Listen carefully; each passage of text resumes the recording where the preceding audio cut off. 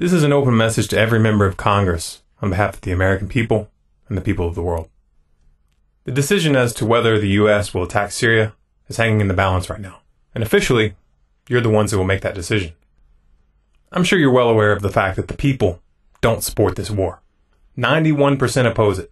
And the people don't believe the official propaganda that John Kerry and the administration have been putting forward. No one's buying it. Of course, we the people are also aware of the fact that you don't really care. You don't take your marching orders from us. You're bought and paid for. We get that. So this message isn't intended to appeal to your sense of integrity or morality. It's intended to appeal to your sense of self-preservation. If you attack Syria, it will spark a full-fledged world war. Russia, China, Iran, and a number of other countries will be on the other side of that war. And Russia has already threatened to take it nuclear. This in itself is suicidal. Not just politically, but literally. A study by the American Geophysical Union, released in 2006, found that even a small-scale regional war involving the use of 50 Hiroshima-sized bombs would send an estimated 5 million tons of soot into the atmosphere, which would produce a cooling of several degrees over large areas of North America and Eurasia, including most of the grain-growing regions. This temperature drop would last for over a decade, making agriculture impossible in much of the world, and it would therefore result in mass starvation. If you vote yes on the war with Syria, you're playing Russian roulette with the entire planet. Just to be clear, though, you're not going to win this war. You don't have the support of the people, and you don't have the support of the military.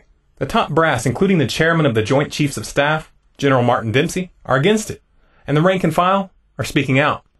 If the military doesn't support this war and you send them anyway, you're inviting mutiny.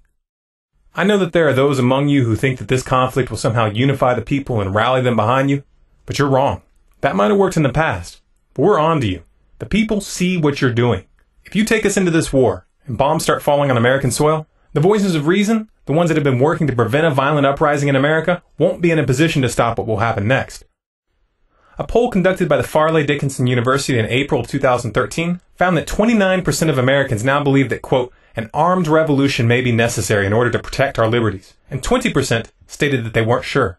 That's a staggering figure, especially since this poll was taken during a period of stability. Imagine what happens when real hardship hits, when people really have nothing left to lose. That's what a world war would bring us to.